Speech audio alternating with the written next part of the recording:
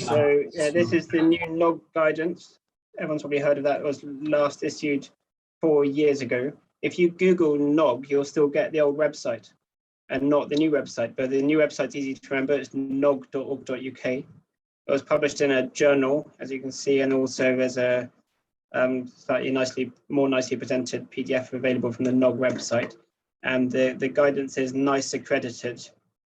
So I guess it counts as a NICE national guideline. So what is new? So there's a greater emphasis on vertebral fracture detection. There's more risk stratification with very high fracture risk, which would prompt consideration for second-line therapy from the offset. There's new guidance regarding anabolic treatment options as some of the evidence has changed, and there are obviously also new treatment options, Romosozumab coming online, of which more later. There's more emphasis of needing to get urgent treatment as the fracture risk is highest and the refracture risk is highest in the first year after fracture, and more emphasis on use of IVs, zoledronate as first-line treatment. Denosumab cessation is an issue which people are very aware of. Also, the recognition that some patients are too frail to undergo bone density scanning. And there's also a lot about commissioning and fracture liaison services, which are World Health Organization recommended, stuff about training and also criteria for audit. Those last bits I won't go into in any detail because they're probably less relevant to most of the individual clinicians in this meeting. Yes, the IVs zoledronate, we're going to cover that because that has practical implications for us. Put it on a list. Yeah, that's covered. Thank you. Yep. So the scope of the guideline is the diagnosis treatment of osteoporosis in postmenopausal women and men aged 50 years and older. So it does not cover other metabolic bone disease or osteoporosis in younger individuals. The obvious reason is that they're rarer, and also that requires more specialist input. The secondary causes come into view with high prominence in those cases.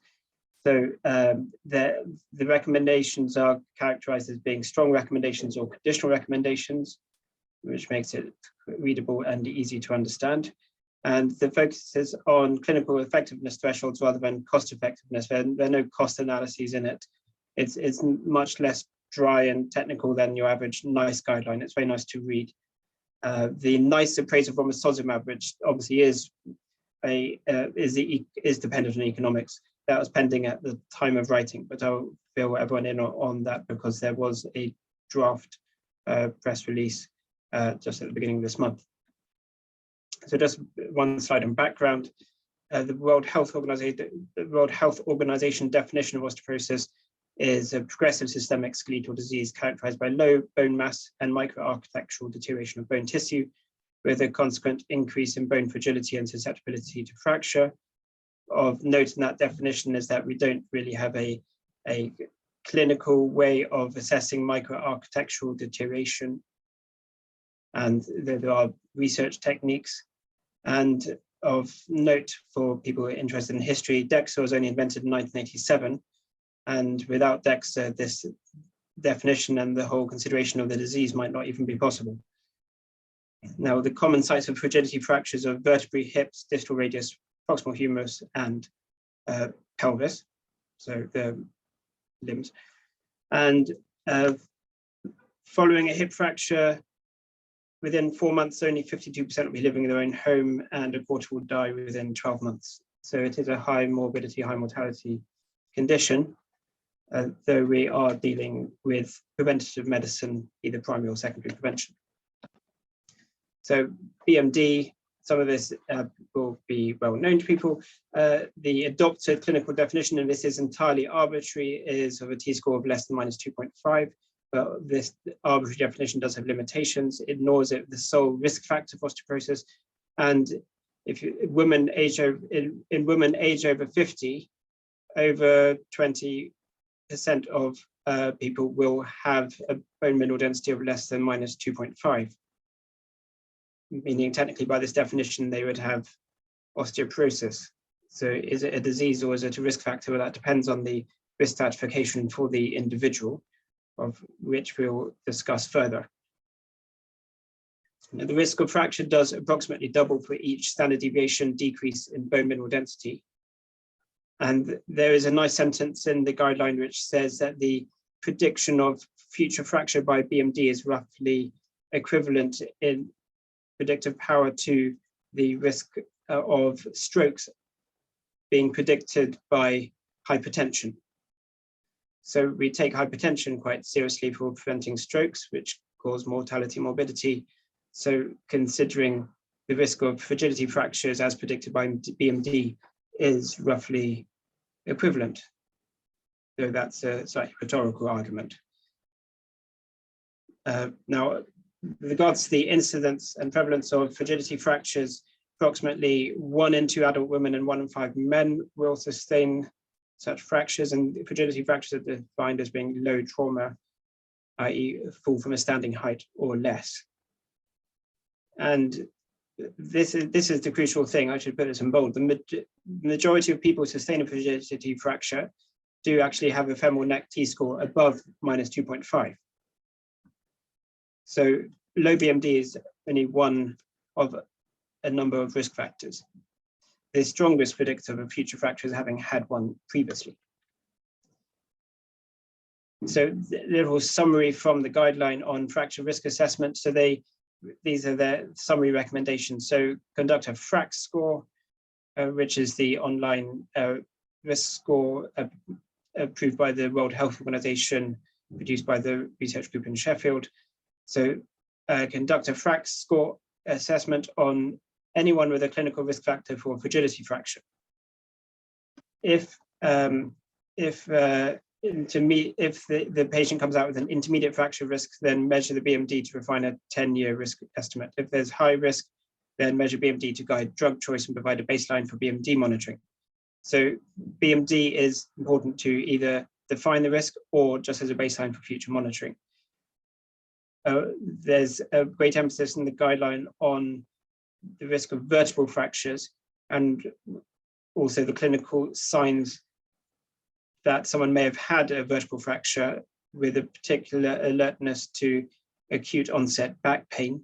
There are other signs such as increased height loss, kyphosis, and things which cause increased risk, such as long-term glucocorticoid therapy or BMD T-score less than -2.5.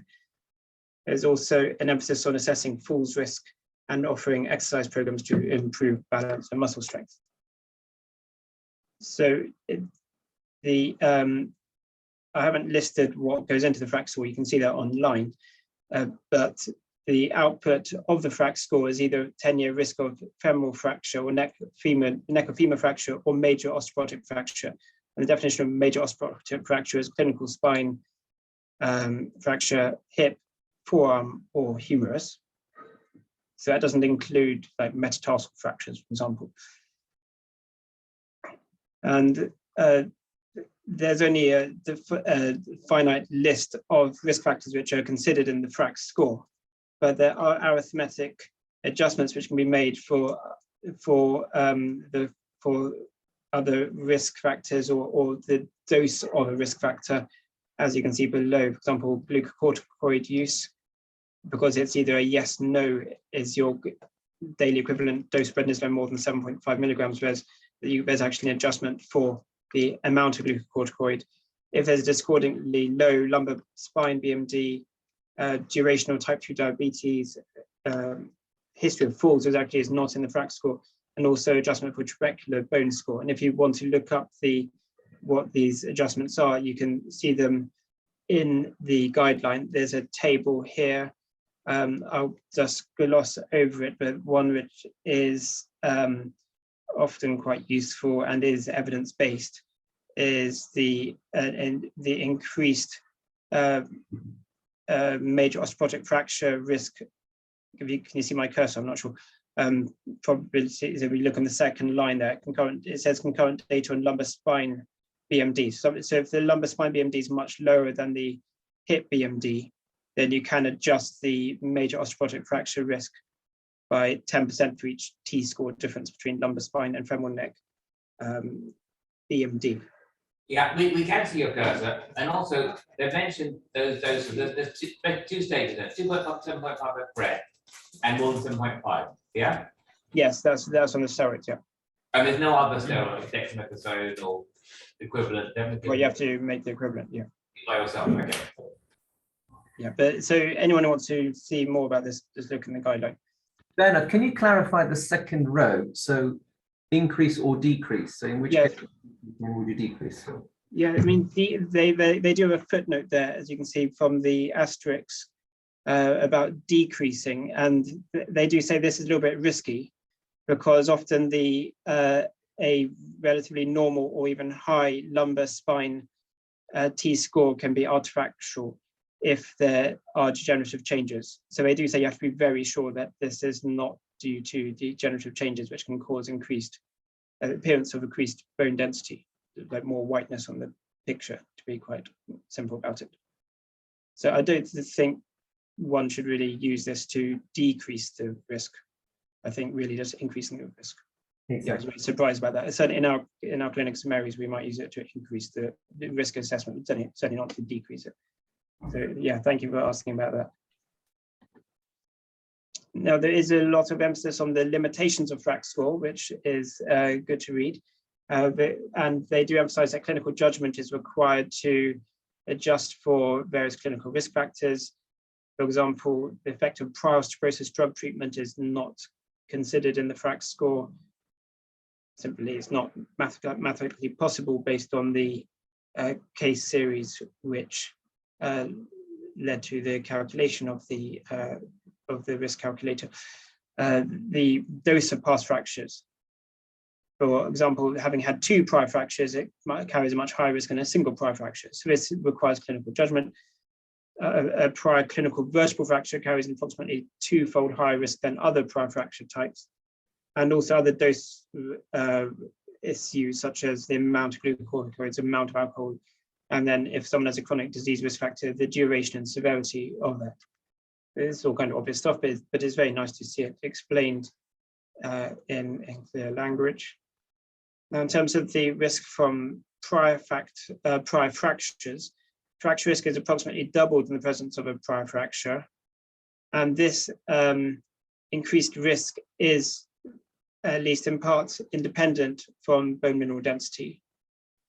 And if you look at the second point here, they do say that high trauma fractures, i.e. fractures which one wouldn't normally count as a fragility fracture, they are actually associated with increased risk of future fragility fracture. So when considering fracture risk, one shouldn't be too pedantic about considering only fragility fractures or low trauma fractures. Even a high trauma fracture is a potential risk factor for a future fracture. And that does kind of make sense because lots of people have trauma without fracturing. So the fact you fractured while having the trauma does statistically mean you're more likely to have less strong bones. And then in the last point, after a fracture, and then more than a third of the subsequent fractures which would happen in the 10-year time frame would occur within the first year. So the increased risk is very much within the first year after a fracture. They have a list of recommended investigations. I won't go into this in too much detail. It's largely what we do. Interestingly, PTH is in the second list of other procedures if indicated, and their footnote says do PTH only if calcium is raised, which maybe it might make sense for GPs following this guideline, but I think in any hospital clinic, most people would want to do PTH even if calcium is not raised because it does indicate possible calcium malabsorption or even the clinical severity of vitamin D deficiency. But then we are more an endocrine clinic, so that's there's a discrepancy there. I think it's important for primary care not to do a PTH because that. Exactly. I think that's why they put it in the second list. They talk about screening. Now, at present, there's no universally accepted policy for population-based screening to identify people with osteoporosis. And the meta-analysis they cite of screening trials includes only 3 screening trials. So there hasn't even been a lot of work done on this. And that showed a reduction of hip fracture by just 20%, which I don't know whether that shows the lack of effectiveness of screening or the lack of effectiveness of the treatments we have, or maybe a combination of the two. But the bottom line is that there's no national screening policy, I don't think, anywhere. And so we are left in terms of health policy with case finding strategies based on either past fracture or identifying clinical risk factors. And obviously this means that the identification of patients across the population is rather haphazard. But without adequate evidence or without national policies or even World Health Organization advice, that's all we are left with. We can discuss that more later. Now, moving on.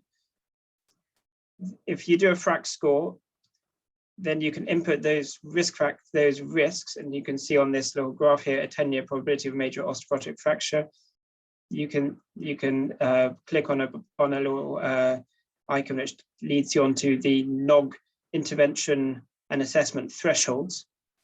And this is a picture from that, and it's now been adjusted slightly because now we have differentiation between high risk and very high risk, and also that's the main difference there. But you can see there's a line in the middle. That's the within intermediate risk. There are those who you would assess with BMD and those you wouldn't. It's going to move on just again. So if you do now, if you do your if you do the FRAX score online and go through to the NOGG risk graphs, there's a differentiation between high risk and very high risk and high risk. So if you're high risk, it's treat, and if it's very high risk, it's consider specialist referral and treat.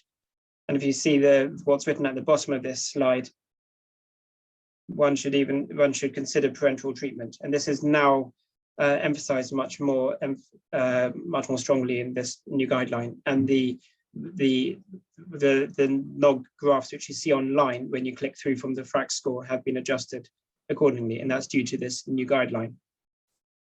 Now where those lines are set are based on what is the risk which someone would have a fracture if they'd had a past fracture at that age. Hence the risk of that's why the lines go up with age. And I think the reason for that is to prevent over-treatment, because it is recognized that osteoporosis is a part of natural aging. You don't want to put every elderly person on osteoporosis treatment, because only those who are at higher risk would gain most from the treatment. So that's why the thresholds are higher at older age than at younger age. However, there's a compromise there, because you can see after the age of 70, there's a flat line, because otherwise you would end up treating no elderly people at all. That's a bit of a compromise, and there are some centres in the UK where they use a flat line threshold for all ages, regardless of this guideline. So this is not hard science. This is just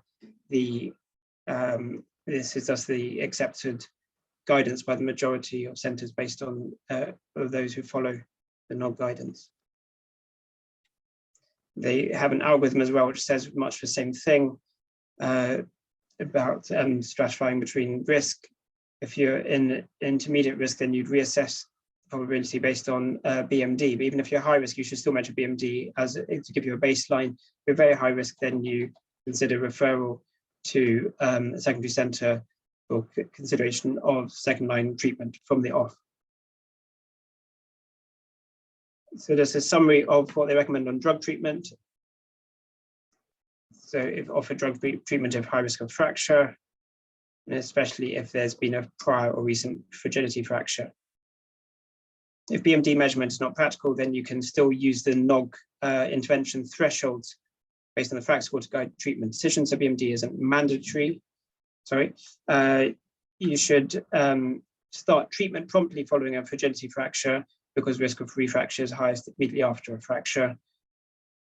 And they also give some a clear list of indications for specialist referral. So any vertebral fractures, certainly BMT score less than -3.5, high dose glucocorticoid treatment, multiple risk factors, recent fragility fractures, other indicators of very high fracture risk. It's kind of common sense stuff. So more on the drug treatment.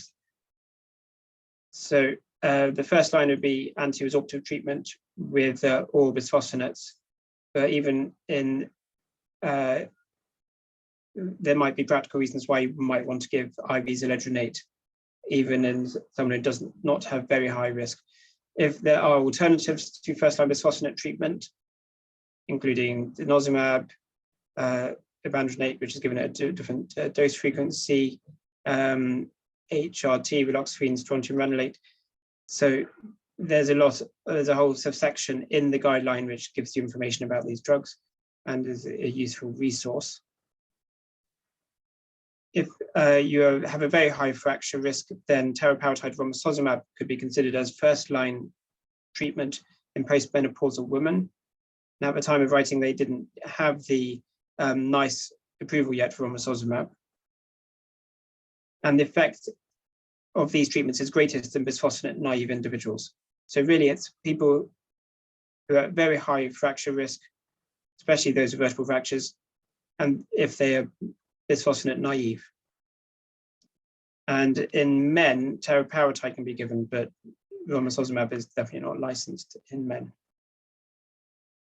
And then there's emphasis as well that after treatment with teriparatide romosozumab, you have to start another treatment without delay. And in women, you could consider raloxifene as a follow-on treatment. Now, this is the study which I've taken a figure from, just to liven up proceedings, for the evidence for teriparatide. This was head-to-head teriparatide versus risedronate. No, risedronate is not our first-line bisphosphonate, but this is what the study shows. And you can see that teriparatide did reduce the incidence of fractures in the head-to-head comparison. That's non-vertebral fractures and also vertebral fractures. Vertebrals on the right, non-vertebrals left, but teriparatide has a higher, so has a greater effect on the vertebrae on the spine rather than on long bones. A bit about romosozumab. It's a monoclonal antibody treatment which binds to sclerostin, and it's got a dual action. It stimulates bone formation and also inhibits bone resorption, unlike teriparatide, which solely stimulates bone formation. There's no head-to-head comparison yet between teriparatide and romosozumab, which should be added. And it is approved for the treatment of severe osteoporosis in postmenopausal women at very high risk of fracture. It's given as a monthly injection. It's very expensive. The list price is over £400 monthly. But that has not been approved at that price. Now, the draft NICE guidance from 1st of April is that romosozumab can be used in the licensed population, but only if they've had a major osteoporotic fracture within the past 2 years, because they think that those are the people who would gain most from this expensive treatment, and they can make the economic justification for it. And the company has to provide romosozumab according to a commercial arrangement, and the price is secret and is only revealed to hospitals when they purchase the romosozumab from the drug companies. I don't know whether they negotiated down a lower price by first refusing approval of romosozumab, but those who know probably know. It might be. I mean that happened with cancer drugs. Yeah. Not used, and then they cut it to just below the threshold, and then yes. Terrible. Okay. And the main clinical trial, which kind of enters the decision making here included people who had a woman who had a fracture in the proximal femur 3 to 24 months before randomization. That gives them added ammunition for this, or added reason to say that you had to have a fracture within the past 24 months. But that was only one of the optional criteria for entry into the study, because if you had a t-score less than -2.5 with a past vertebral fracture, then you didn't have to have a fracture in the past 24 months. But they have it. We do know that vertebral fractures are a stronger predictor of future fracture than past hip fracture. So there's some logic going on there. 90% were treatment naive. So again, romosozumab will be most effective in those who have not previously had bisphosphonate treatment. And this is some data from the ARCH study. Sorry, I haven't taken it from the New England Journal paper. This is just from the drug company, but you can see it does have a strong effect with 50% relative risk reduction in vertebral fractures at 24 months and just under 40% relative risk reduction in hip fractures. And the absolute risk reduction is 4%. So no, the absolute risk reduction is not massive. And this is in a very high risk population, but still you're halving the number of vertebral fractures, so reducing disability quite significantly. And if you look at the NICE, the draft NICE report, you can see that they've made their economic justifications based on projected disability, which can be caused by fragility fractures. So a bit on management once you've commenced treatment, because commencing treatment is not the end of the story. So once you've started treatment, you do need to reassess fracture risk at certainly at the 5-year point if you started with oral bisphosphonates, or 3 years if you're on IV bisphosphonates. They do also emphasize that you need to assess patients sooner than that to just make sure they are compliant with treatment and they're tolerating it. But you can't really reassess there's no point reassessing bone mineral density or fracture risk much sooner than that. They suggest considering longer durations of treatment for those who are at higher risk. But in low risk patients, consider a temporary treatment pause, which is the new description for drug holiday of 18 to 36 months, and reassess fracture risk afterwards. And the reason I say 18 to 36 months is because the depends which bisphosphonate you're having. So the duration of effect of latent duration of effect of alendronate before you start losing bone mineral density again is longer than in risodronate, for example. And then if there's a new fracture, then the fracture risk assessment should be repeated. And during the administration of anti-osteoporosis drug treatment, you should treat vitamin D deficiency, and also make sure patients are receiving enough calcium. There's a flow chart which says much the same thing. So check treatment tolerance after 12 to 16 weeks, check adherence at 1 year, reassess fracture risk if refracture occurs or there's a dramatic change in risk factors, but otherwise no later than 5 years of treatment. And then at 5 years, you reassess and decide whether you continue treatment. And you can do a FRAX and BMD. If you decide not to continue treatment, then you consider your pause in treatment and then reassess after that. After 10 years of treatment, then there's less evidence, and really they say specialist advice might need to be sought. It certainly would. And this flowchart for IV bisphosphonate treatment is much the same, except they say it's 3 years and 6 years rather than 5 and 10.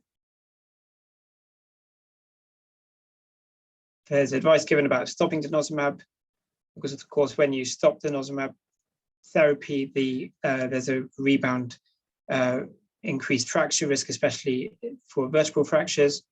So they say you should not even consider starting denosumab without a long-term personalized plan, and patients seem to be warned about this risk.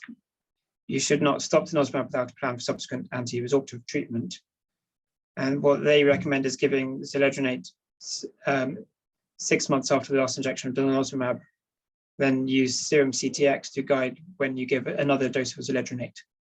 And if it's not possible to monitor serum CTX, then you should consider a further zoledronate 6 months after first dose of zoledronate. Now, there's an alternative protocol which involves giving all bisphosphonates, but they prefer the IV option. There's some information about HRT, but they really say limit the initiation of HRT to women under the age of 60 who have a low baseline risk for adverse events and who've only recently become postmenopausal. But certainly HRT is increasingly being used for the indication of reducing risk of fractures. There's not a whole lot of advice about the choice of HRT. I guess the advice would have to be sought elsewhere. After the age of 60, then one has to do risk-benefit analysis. So no surprises there. In terms of glucocorticoids, if you're over 50 as a male or you're postmenopausal as a woman and you're starting high-dose prednisolone for projected to be at least 3 months, then bone protective treatment should be started at the same time without even waiting for a DEXA scan. That really does mean starting bisphosphonates. And they're quite emphatic about that. If they're at high risk of vertebral fracture, then consider anabolic treatment. And denosumab can be considered as an alternative treatment because steroid treatment in postmenopausal women really is a very high risk for osteoporosis. They discuss the adverse effects of anti-resorptive treatment. So if on anyone who's on anti-resorptive treatment, that's bisphosphonate or denosumab, all patients should be encouraged to maintain good oral hygiene, receive routine dental checkups, report any oral symptoms. But the risk of osteoporosis of the jaw is quite low, 10 to 101,000 person year. So that's less than 1 in 1,000 or 1 in 10,000 per years of exposure. And during bisphosphonate treatment, they do say that patients can have dental procedures. There's no data to say whether treatment discontinuation reduces the risk of osteoporosis of the jaw.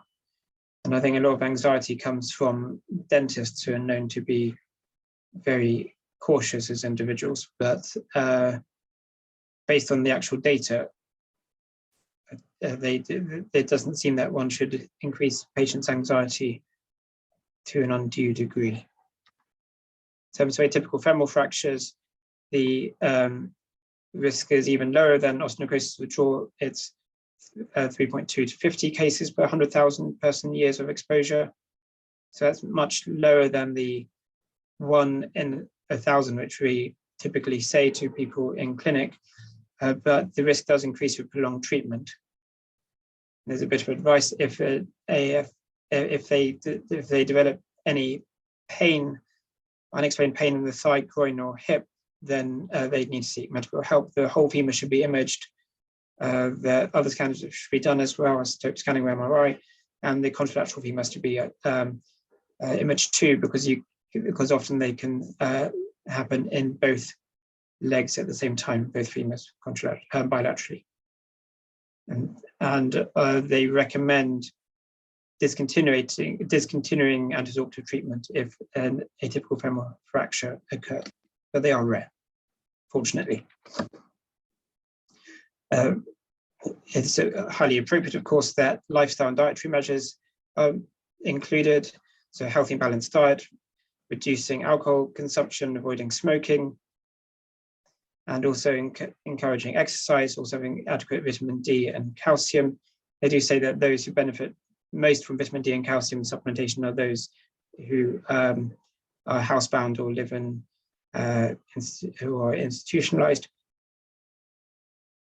And the important thing to mention here, I think, is that if you choose not to give treatment to someone, it's not that their osteoporosis is not being treated. They are still actively managing their risk of fragility fractures by maintaining these healthy lifestyle measures. Now, there's a little bit about fracture prevention services, fracture liaison services. They do advise us in the guideline that the point is timely risk assessment for fracture and falls risk, and timely treatment and monitoring. They also recommend that diagnostic imaging services routinely evaluate the spine when any imaging is done in women over menopause or men over 50. So that means if you have a CT chest, the radiologist should look at sagittal views of the spine and report vertebral fractures as another means for case finding. Again, I don't think this is based on a study, but as we mentioned before, one of the biggest problems, I think, in osteoporosis as a clinical condition is the arbitrariness of identifying patients. So any way of increasing pickup opportunistically is to be recommended. And a bit about vertebral fractures, that patients should be referred to an exercise program for muscle strengthening, back extensor muscle strengthening that prevents increased, prevents excess loading on vertebrae, presumably, endurance exercise, investigate underlying causes, start from treatment. So that's all I'm going to say from the guideline. I skipped over all the commissioning stuff, audit stuff, and also some of the detail on fracture liaison services. But if there's some thoughts of mine on the guideline. So it's very readable. It's a good comprehensive resource for clinicians. I do recommend it, especially if people want an introduction before going to clinics. The recommendations are clinically relevant and are not solely economic. There are some lacunae in it, though.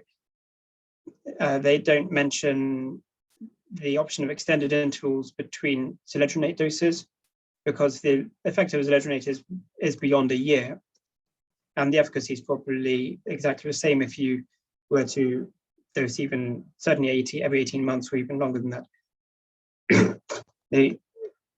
Just on the basis of absence of evidence, they can't be prescriptive about what to do after 10 years of bisphosphonate treatment, certainly not, also not of 10 years with denosumab treatment. I don't mention the oral option of bisphosphonates after denosumab. They're not very prescriptive about the choice of drugs within a class, though it's understood that everyone would use alendronate because in the little bit of evidence that there is, there's enough reason to assume that it's more effective than other bisphosphonates or bisphosphonates. And though they do emphasize giving the timely administration of bisphosphonates, there's no mandated protocol for giving an IV bisphosphonate to people patients when they're admitted after an index fracture opportunistically there and then. And I wonder whether there should be more emphasis for that, especially in institutions which don't have a fracture liaison service.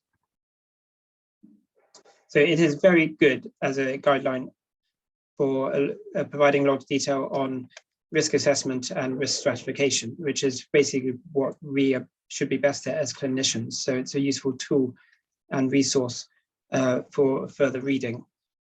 It's nice how it emphasizes those who are at higher risk and those who need intensive treatment, and it doesn't leave those clinical decisions to being too arbitrary. They do emphasize the benefits of extended bisphosphonate treatment rather than a simplistic approach of just having a defined duration of treatment and having a automatic treatment holiday. And they do avoid the term treatment holiday. So those who are at higher risk, the default should be more extended treatment, and there's enough evidence that the benefits do increase with prolonged treatment. They emphasize that the risks of bisphosphonates are very low, and I think those reassuring statistics should be conveyed to patients. It's good that lifestyle management is emphasized And bone turnover markers are not overemphasized, and by that I mean that people should only use them if they're aware of the limitations, and also that they're not practical for a lot of services, a lot of clinical settings. So it's good that the guideline is certainly usable across different clinical services in that respect. So a few other comments. This osteoporosis treatment is all the same preventative medicine, of which people may be variably skeptical about. In certain cases, there's obviously a risk of treating the worried well, who are at overall relatively low risk, and different individuals who have different ways of judging their personal risk and what risks they want to live with and how they want to medicalize normal aspects of aging. You could have that quibble though about any guideline on anything to do with preventative medicine. They do broach the political service development stuff and commissioning, but it's all a bit prescriptive and only one way of doing things. Like, for example, is full-on FRAX liaison service always practical in every institution? It's not universal, even though it is recommended by the World Health Organization. I should add that Sheffield, which is the Valhalla of osteoporosis, does not have a FRAX liaison service because the local commissioners there didn't think it was justified. I don't know if that is widely known. The case finding does remain haphazard in practice, and perhaps there should be more emphasis on other ways of increasing case finding, even without a proper formal screening program. And there are lots of audit tools provided for primary care, but I'm not sure how, with the pressures which the NHS is under today, and certainly in primary care, how to increase the case finding across the population. That can be a discussion for another day. I think I'll leave it there. I don't know if anyone has any